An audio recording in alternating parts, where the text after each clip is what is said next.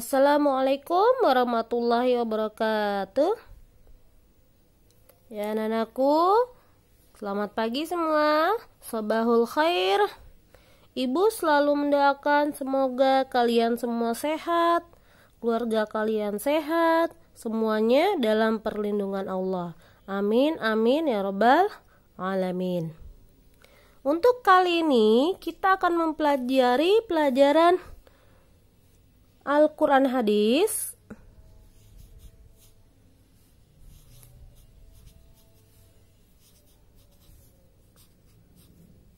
yang kita pelajari adalah iqlab. Apa itu iqlab? Iqlab itu termasuk dalam hukum tajwid. Tajwid adalah ilmu membaca Al-Quran. Jadi, untuk tajwid hanya dipakai dalam membaca Al-Quran, tidak membaca hadis. Oke, hukum nun sukun yang kita pelajari. Tapi nak, kita tidak bisa menuliskan nun sukun saja. Pada latihan yang lalu, beberapa dari kalian hanya menuliskan nun sukun. Tanwinnya ditinggalkan. Jangan. Kasihan dia kalau ditinggalkan. Nanti dia menangis. Oke. Jadi hukum nun sukun dan tanwin. Ingat hukum nun sukun dan tanwin. Hukum ini hanya ada dalam Al-Quran. Iqlab yaitu apabila nun sukun atau tanwin bertemu dengan huruf. Satu huruf yaitu huruf ba. Huruf iqlab hanya satu yaitu ba.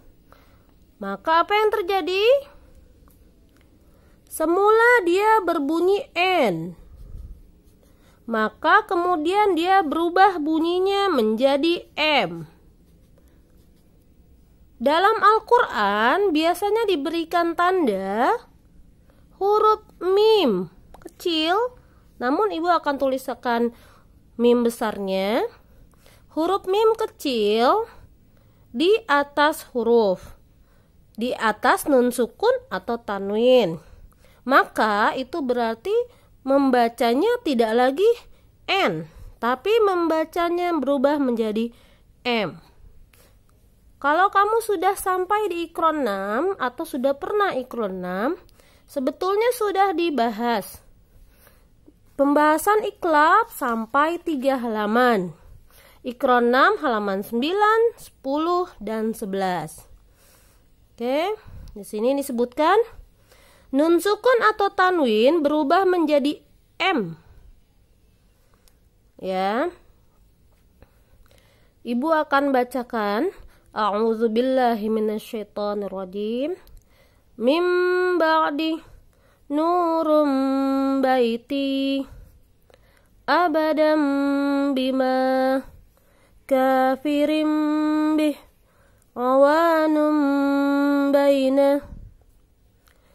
Ini ada terus sampai 3 halaman.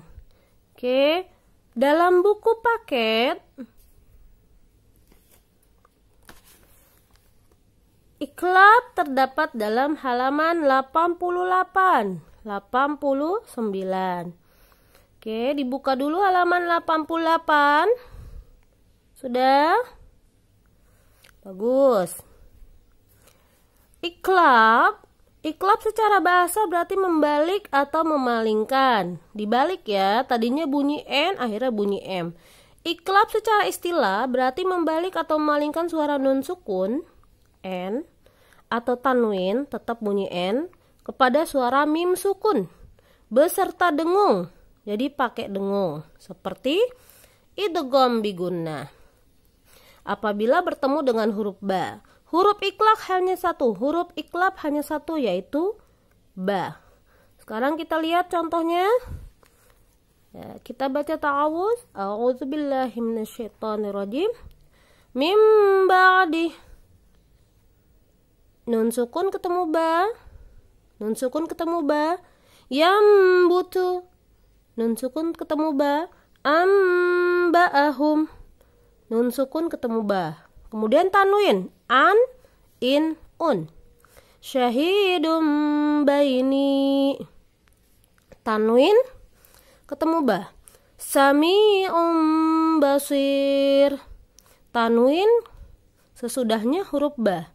Kiramim bararah. Tanwin sesudahnya huruf ba. Untuk tugas kalian kali ini, tugas kalian adalah mencari iklab dalam juz amma. Ya, ibu akan bantu. Ada 3 yang sudah ibu cari dalam surah Al-Humazah. Al-Humazah ada dalam ayat keempat. Untuk nomor ayat itu di belakang ayatnya. Jadi disebutkan ayatnya dulu baru kemudian nomornya. Ya. A'udzu billahi minasy syaithanir rajim. Kalla layumbadzanna fil hutamah. Nah, kalau kamu lihat di Al-Qur'an, layumba. Nah, ini nun sukun ketemu dengan ba. Ya, dan ada tanda mim kecil di atas ba. Kemudian dalam surah Al-Bayyinah. Al-Bayyinah ayat ke-4. Wa ma tafarraqal ladzina utul kitaba illa mim ba'di ma ja'atuhumul bayyinah. Nah, ini kalau kamu lihat dalam Al-Quran, ada tanda mim kecil di atas nun sukun. Mim ba'di. Jadi nun sukun ketemu dengan ba. Ini adalah hukum iklab. Kemudian yang ketiga, surah Al-Alaq. Surah Al-Alaq ayat ke-15.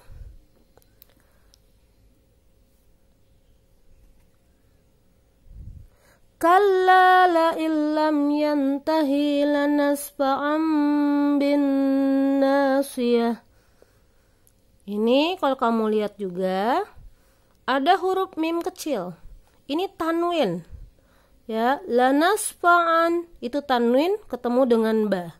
Harusnya bacanya lanasfa'an, tapi karena sesudah tanwin huruf ba, maka dibacanya lanasfa'am bin nasiyah. Oke, jadi tugas kalian mencari iklab dalam juz amma 3 saja. Kamu tulis ayatnya, kemudian kamu beri garis bawah yang manakah bacaan iklab. Oke, sekian dulu. Semoga bermanfaat. Ma'assalamah. Assalamualaikum warahmatullahi wabarakatuh.